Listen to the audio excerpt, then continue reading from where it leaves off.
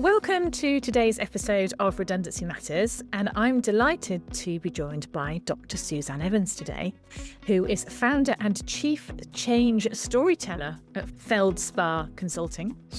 And I'm really excited to talk to Suzanne today because Suzanne has a career which spans some of the big four consultancy, academia, and boardrooms across different sectors.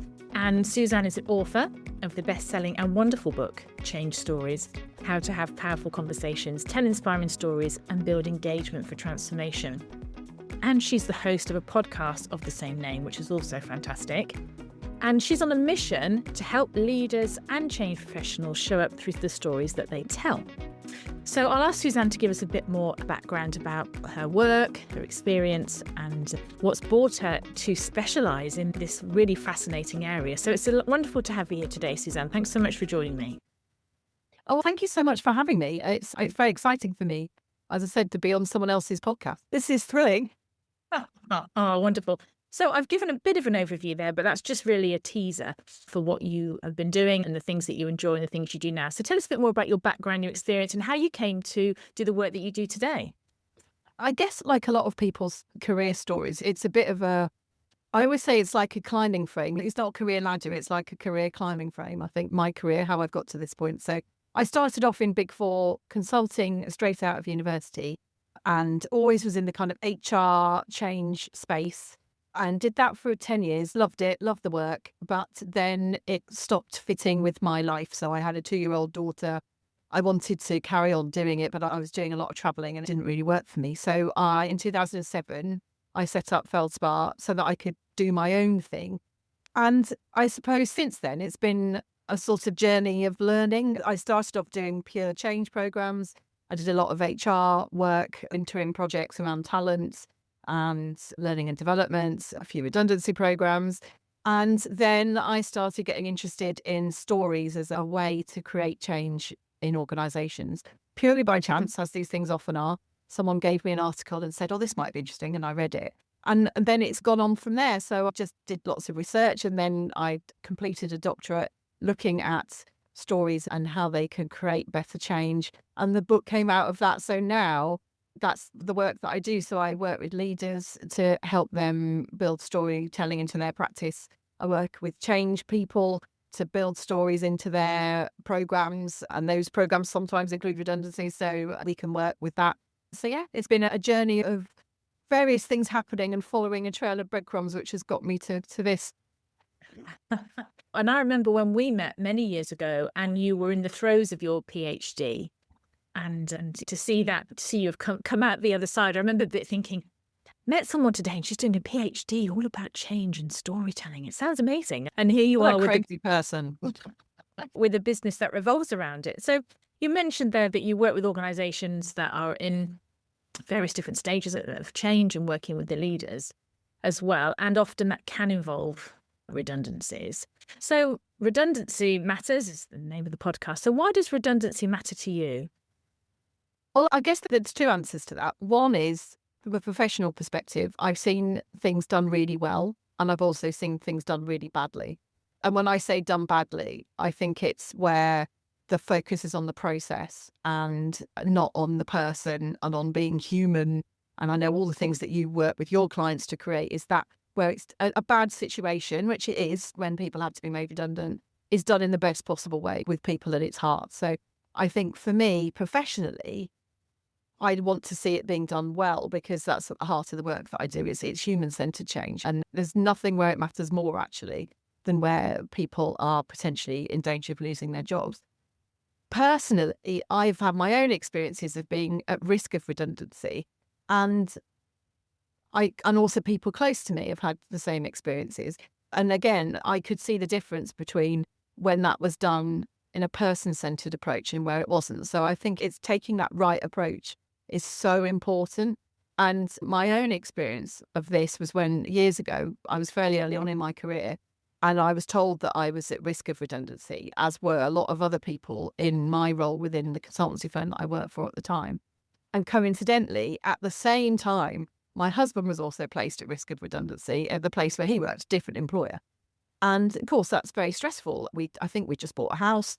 It was quite nerve-wracking. And my boss at the time knew my personal circumstances. So one day he took me to one side and said, look, I just want to let you know, I know this is really hard.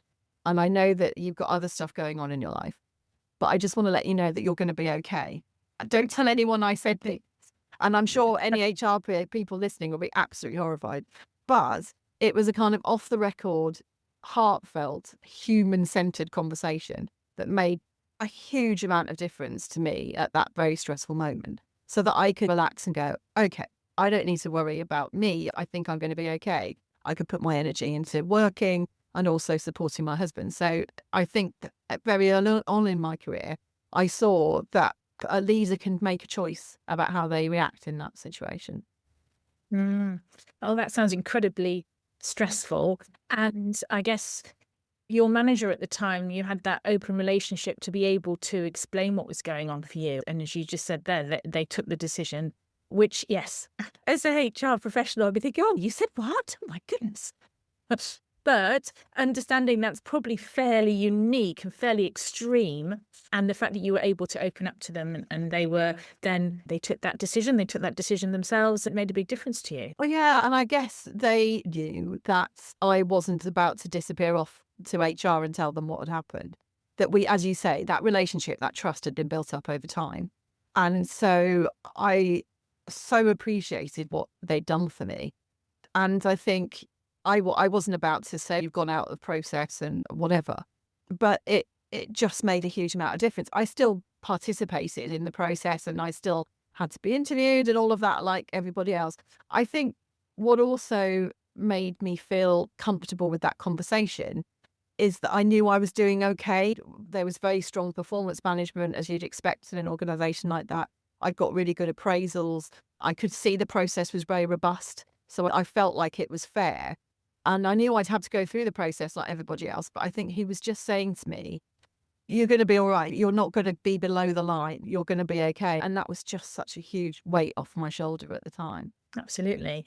And thinking about those change programs that you've been involved in over the years, and as you said, regrettably, some of those will involve making redundancies.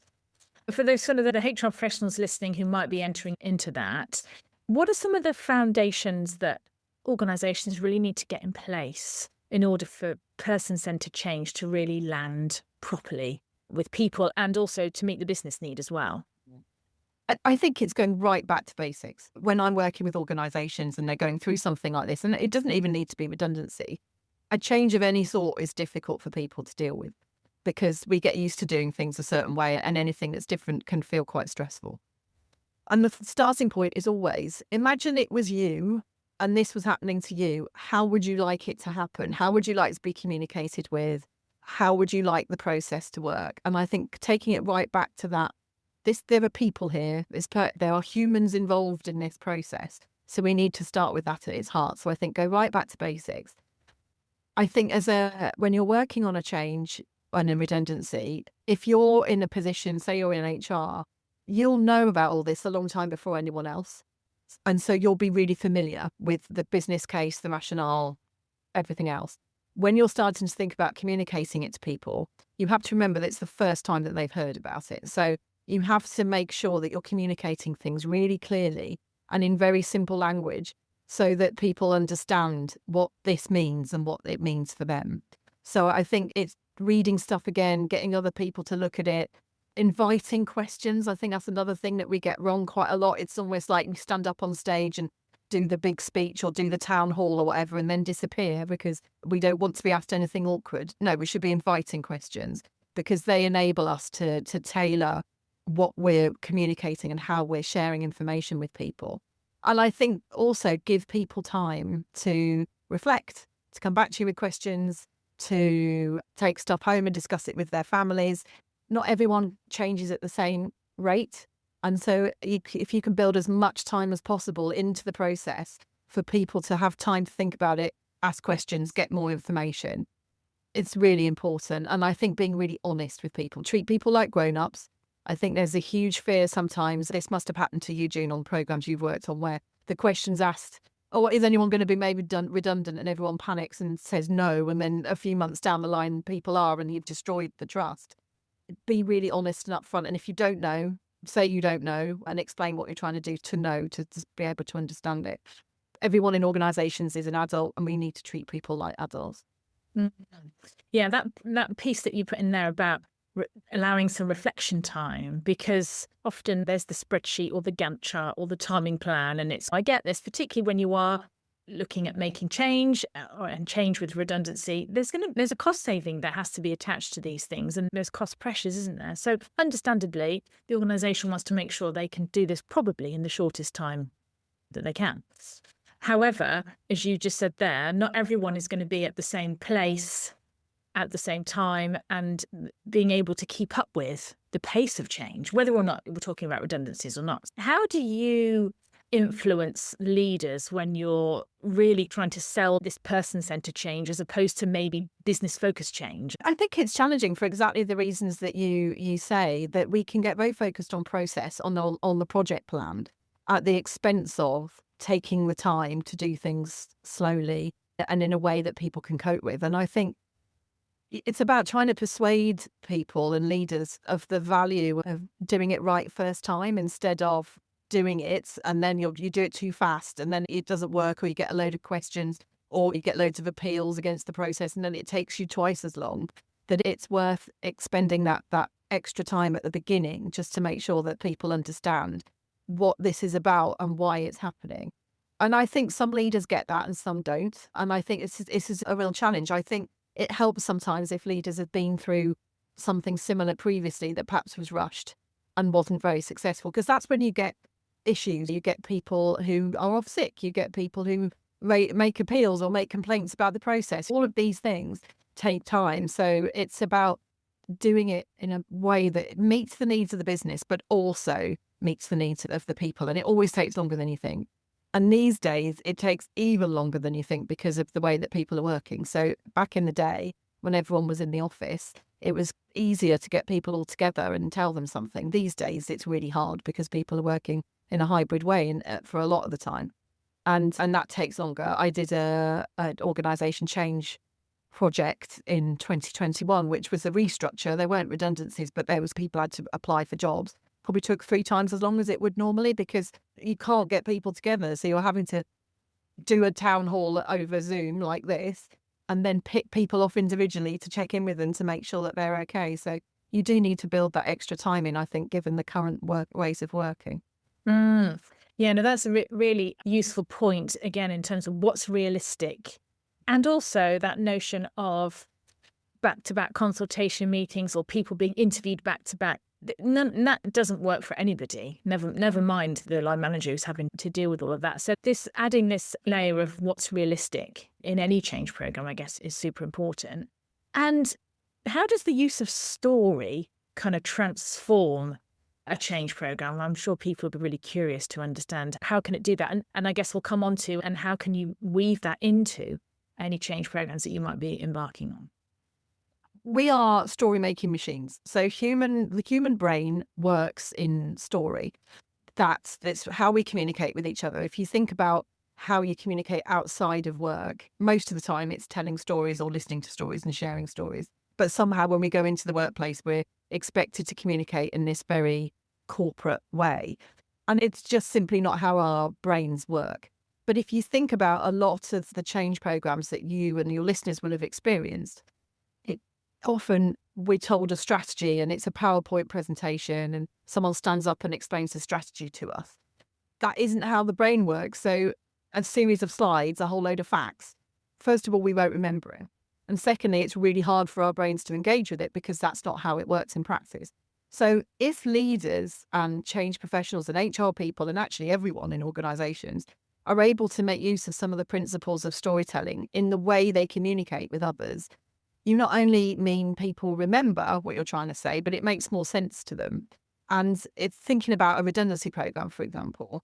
There's a key part of it where you're trying to explain to the people who are there, who this impacts, why this is happening and why it has to happen now and what the impact is on them. And if you can explain that in a way that's, first of all, simple, using simple language, as I said before, but also structured in a way that mirrors how the brain likes to process information. It's just a lot easier for people to deal with. The danger is if you don't use story, because our brains are constantly creating stories, then our brains will, the people watching will create their own story, and that might not be the one that you want them to have. Equally, and I've seen this a lot in organisations, if you don't communicate anything because you're not sure and you want to wait until you're sure to communicate, people will also be making up a story about what's happening. Again, that won't be the story that you want people to tell. So it's really important that leaders and change professionals and HR professionals get on top of this as a skill so that you can just make sure you're structuring things in a way that help people understand what this means for them. Mm. And that takes me back to being in a room with organisation charts. We were all told to come into a room. So that I was in HR at the time, and they flashed up these organisation charts. And my job was no longer on there. I was like, it's interesting. We've come to the end of the presentation and I don't see my job. That sounds a bit of an issue. But I had no kind of context or kind of framework to hang any of this on. It was just, and then of course after we all went back to our desks, and as you say, we were all filling in the gaps with our own information. So yeah, that's really interesting. That's horrible and a horrible experience. And for you, once you spotted that, I bet you couldn't engage or listen to anything else. No, but I was all good you're for thinking nothing for about. the rest of the day. Yeah, as it happened, there was another role for me within the organisation, which I applied for, and I got it. But it just took me back then when you were talking about, the kind of the PowerPoint deck. And that point you made earlier, that the HR team have been familiar with this information for a long time beforehand. And it's remembering that this is the first time anyone else is going to be sharing it. I think that's a really important point for anyone to always remember in these sorts of situations, that your familiarity is not everyone else's, and it needs to go back to basics and be simple. And so when you're thinking about how to use story, I know you've got your model that's in your wonderful book, Change Stories. For someone who really wants to embrace that, how might they go about trying to weave that into their approach to a change program? But the difference between a story and another form of communication is that it creates emotion. The typical model of a story is it has a beginning, a middle, and an end. It has a character in it, there's time and place. And that's all fine. But if you think about most corporate communications, they probably have that too. The bit that's different is that you are looking to both have emotion in the story, but you also create emotion in the people that experience this story. So you think about a good book or a brilliant film that you've watched, you'll be taken along for the ride through the journey, through the story, because it's exciting. And you want to find out more. You want to find out what happens next. And a good story does the same. And when I'm working with leaders in organizations, particularly where there's a new strategy, this is the bit that's often missing. So they talk about the strategy in terms of, this is our plan and this is where we want to get to, and this is going to be our market share and blah, blah, blah. And that's really quite boring for people. They don't really care. What I try and do with the leaders is to say, why are you excited about this? What makes you excited about it? And then also, what makes you nervous about this? Frightens leaders sometimes, actually, when I ask them this. What are you worried about? What could go wrong? Let's talk about this. Let's get it out there. And then let's also think about what we're doing to make sure that doesn't happen. And I think it's something that leaders find a bit scary, this idea of being honest and vulnerable, maybe, with their emotions. But I think it's really important. What makes it engaging, but it's also what makes it real. And going back to what I said earlier, when leaders sometimes shy away from answering the direct question about job losses, it's the same principle. They're too scared of admitting that it might be difficult. So I think you do have to be really honest and upfront and say there might be difficult times ahead, but this is what we're going to do to deal with it. And this is the support that we have in place for you. And I think it's that real honest, vulnerable conversation that makes a story different, and inviting questions, inviting conversation. Again, it's two ways. So you have the person telling the story, but it also invites contributions from the group, from the room. And that can feel scary for people, but it's actually really important. And a lot of the communication in organisations around a change, if you think about it, typically it's like advocacy for the change. So it's trying to persuade people why this change is a good idea. That's really hard for redundancies because no one's going to think it's a good idea because they want to keep their jobs. So what you have to do is communicate it in a different way. And it isn't about trying to persuade people using facts that it's a good idea. It's about actually trying to explain it to them in real terms, simple terms, so that they can understand why and how this has to happen. Mm. It's interesting what you said there about that level of vulnerability. A previous episode, I interviewed a CEO and they shared a similar approach in that, and I asked them what their thoughts were around the communication and the announcement. And they said, yeah, I wanted to put some of me into that and to stand up there and own it first and foremost, but also to share, not that it was difficult for me because nobody's interested in that, but that there was a level of vulnerability around how they were telling that story, but also keeping it very kind of short and brief, just so that people could then go away and reflect and then have a sort of follow-up session. And I always remember back in COVID times, the chief executive, I think that was his name, of Airbnb, he sent a letter to the organization explaining about redundancies as a result of COVID. And I linked to it in one of the blogs on my website because that letter to me really spoke to him as an individual, what he felt, what he thought, how difficult it was. Again, not because people want people to feel sorry for him, but how difficult it was because of the decisions that were being made. And that stood out for me because there was the emotion in there that I connected to it and I didn't even work there. Yeah, and I think it's a good distinction because there's lots of examples on LinkedIn and elsewhere of CEOs having that emotional reaction, the sort of poor me, I'm having to make you more redundant. And that is totally the wrong approach.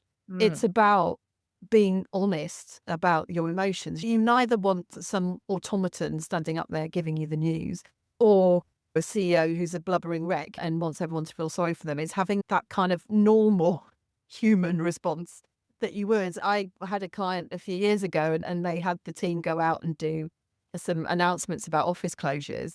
And there were so many complaints at the end of it because they just had a script that they read from.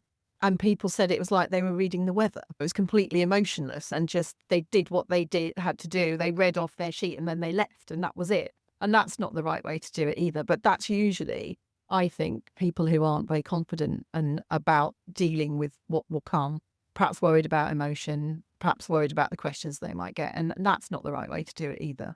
Yeah, no, absolutely. As we know, scripts are helpful, they're useful guidance, but you can't just hide behind them. The human has to come out in those situations, definitely. Yeah, there's a process, isn't there? And sometimes you have to give a certain set of information and you want to make sure you get it right, and that's fine. But it's there to support you as the person presenting. It's not, that's all you say and then you disappear. That's not the right way of doing it. And just thinking about some of the, I guess, the myths around change, something that people, again, if they're not very familiar with change or how it might land with people in your experience, what are some of the myths that you think are helpful for people to know that may be entering into some sort of a change program?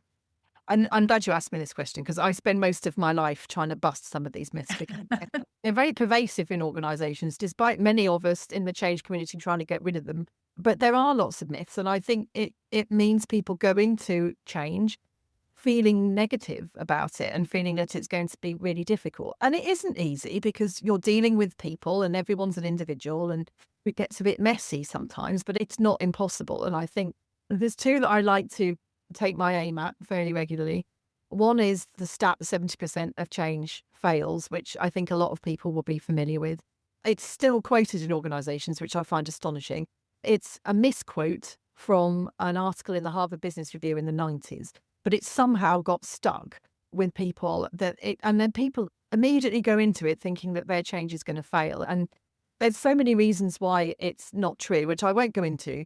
If people want to find out more about it, Dr. Mark Hughes from the University of Brighton has done some great work on debunking it. But it's pretty hard to tell whether a change is successful or not using a metric. So the first thing we know is that change actually isn't as difficult as we think it's going to be. It's uncomfortable. And that's the word that I prefer to use because I think a bit like difficult conversations, if we think something's difficult, we avoid it. Whereas if we just acknowledge it feels uncomfortable, that's probably a bit easier to cope with. So it will be uncomfortable. It's not difficult. The second thing is the change curve. And that links into what I was saying earlier about this idea of people changing at the same pace. And if anyone's seen the change curve, it's like a nice sort of bell curve and it's the other way around. But you go through a period of feeling very low, And then eventually you come out the other side and you're happy in the organization again and you're happy with the change. What I don't like about that is it gives the impression that everyone follows the curve in the same way and at the same time, and they don't. And the way that people deal with change is different depending on where they sit in the organization, how much they knew about what was coming before it comes, their previous experiences of change, etc. So I think it's useful to give people words to describe how they're feeling. That's the one good thing from the change curve.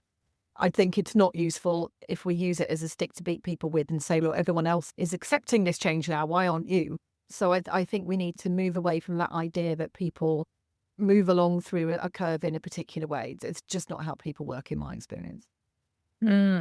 Yeah, I completely agree with you. I'll sometimes put that up when I'm working with organizations, with individuals in group workshops going through redundancy. And I say, this is what you might notice. You might have noticed some of these different emotions. And then I have another slide, which is just this messy squiggle, which says, but actually, it doesn't work like that. In reality, you can move even from hour to hour and day to day. And I know in your book, you use the Bridges model. Yes. So tell us a bit more about that, because I think the change curve is quite popular and people may have heard of that. So tell us about Bridges and how that can work to support people. So the Bridges model is one of the few models of change that I actually like, because I think so many of them are quite prescriptive, both on activities that you need to complete and if you complete them all, you'll be successful, which again, I just don't think is particularly helpful. So William Bridges and Associates came up with this model, which is the fact that you have to have an ending before you can have a beginning. And I really like that as a concept. So their view is you have to mark the end of the old way of doing things before people can go into that kind of transition stage where they're learning the new thing, and then they come out the other side with a beginning. And you can't move forward with energy, is the way that he terms it, unless you do an ending. And I think this is the bit that's forgotten a lot in organizations. So we get focused on moving forward, on the project plan, on the process, on this new shiny thing that we're trying to create. And we forget that people will feel a sense of loss if we change things.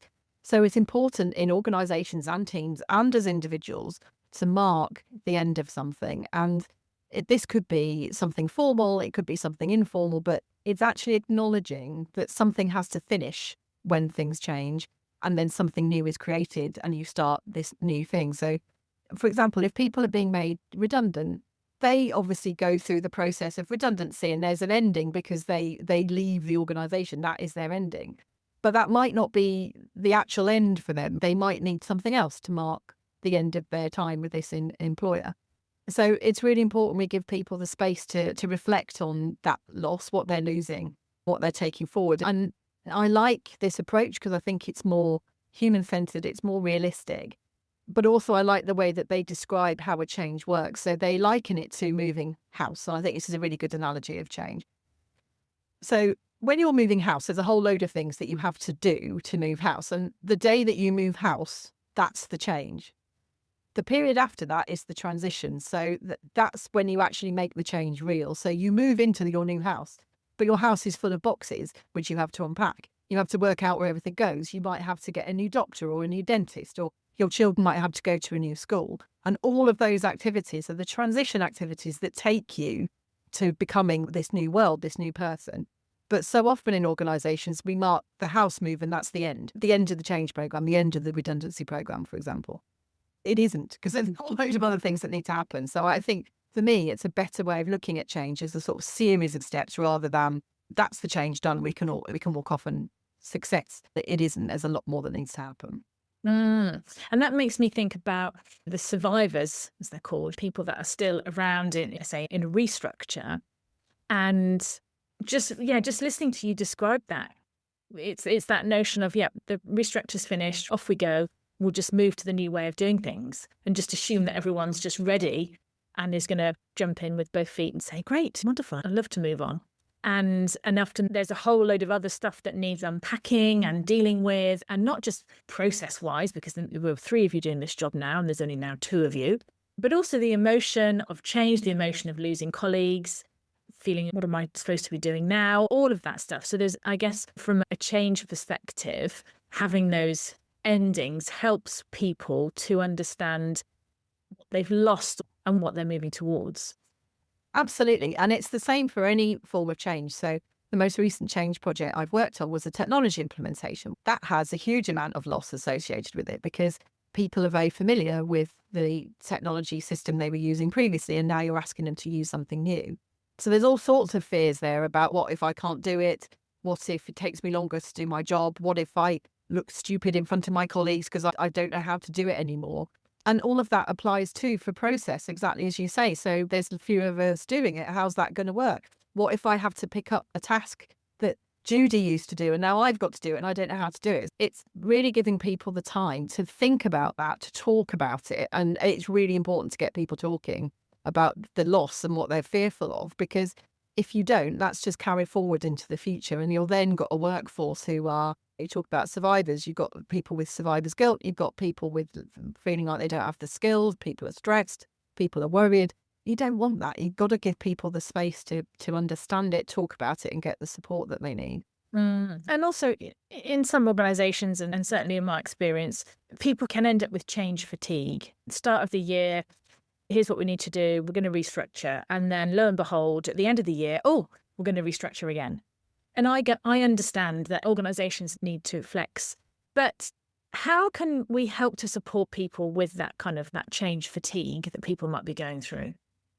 I think it's really difficult. So back in the day, when I first started working in change 20 odd years ago, a big organisation might do a big change programme every few years, and then that would be the end. And it would get into kind of steady state for a couple of years, and then another change would happen. What we're seeing now, because the business environment is changing so rapidly, is organisations are getting into a space where it's continuous evolution. It's not like big change programme, steady state, big change programme. It's like a constant upward trajectory of change. And I think that the people do get fatigued by it. I think there's a couple of ways you can deal with it. One is to stop badging everything as a big change and just have it as an evolution of what was done before. So we did this a year ago. There's now a few extra bits we need to do to respond to the environment we're in now, rather than making it another big deal. You can do it in a smaller, evolutionary way. I think it's about giving people the skills to understand their own reactions to change through some of the things we've already talked about. So having those conversations about change and building that level of resilience in the employee community so that they are able to know how they feel during this process and get the level of support that they need and know where to go to get support. So I think that's also really important. And I think it's learning the lessons from where things were done before. So where I see change fatigue really hitting is where organisations go from one big change to another big change, and there's lots of fanfare, and this is the thing that's going to solve all the problems in this organisation, and then it doesn't. And they don't learn the lessons from what was done previously. So if people are starting to say, last time we did this, it didn't work, actually engage with those people and try and understand why. And so I talked about the technology project I worked on fairly recently. I kept hearing stories about this Project Pearl that had happened in the organisation about 10 years previously when they introduced another technology system. And it kept popping up as this, when Project Pearl happened, it was awful.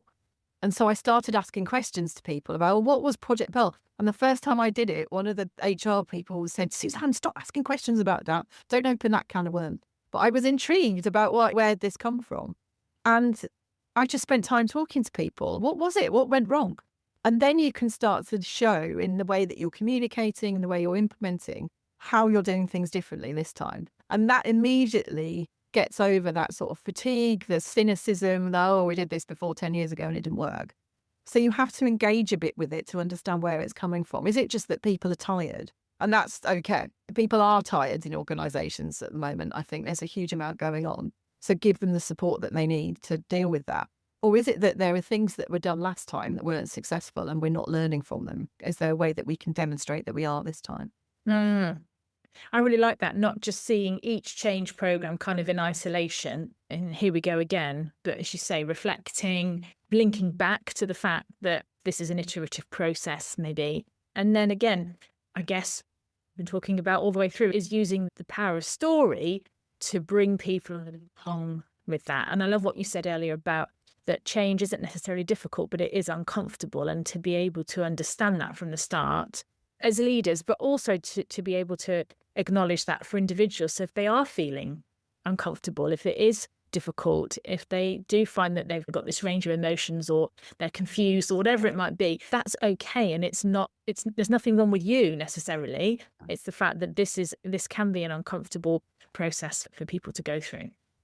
Absolutely. I think the organisations that do change really well are the ones where it isn't seen as a once and done program. It's something that's continuous and evolutionary and iteratively, exactly as you say, because the situation changes, the market changes, the world changes, and we have to respond to it. So the organisations that are really good at change, but make it everyone's responsibility and give everyone the tools to be able to do it, but also know that they're going to have to come back to stuff and redo it because of the things that have happened in the meantime. The worst organisations at doing change are the ones that have a big programme and then don't do anything for 3 or 4 years and then another big programme, because there's been nothing done in between and there's been no lessons learned from what went before. So it is really important. Absolutely. And that kind of, at the end of a programme, building in that space for the reflection, for the lessons learned, being able to move that forward. Suzanne, I've so enjoyed that conversation and that kind of meander around all things change, and just really helpful insights there. I love the things that you shared. And the thing that I like about your approach to change, that it's super practical and it's very kind of hands-on. And it is, as you said, it's human-centered change. That's the whole point of it. And that runs through your book, which is fantastic. And also, as you say, in the podcast and the work that you do. So tell people where they can find you if they're interested to find out more. The business is Feldspar Consulting. So if you look at feldsparconsulting.com, there's lots of information on there, including downloads and summaries of the book and all sorts of resources that people can get access to. Or you can look me up on LinkedIn. It's Dr. Suzanne Evans, and Suzanne is Susanne, slightly odd spelling. I'm always writing about change and storytelling on there, as June will tell you. So connect with me on there. I'm always happy to chat all things change and storytelling.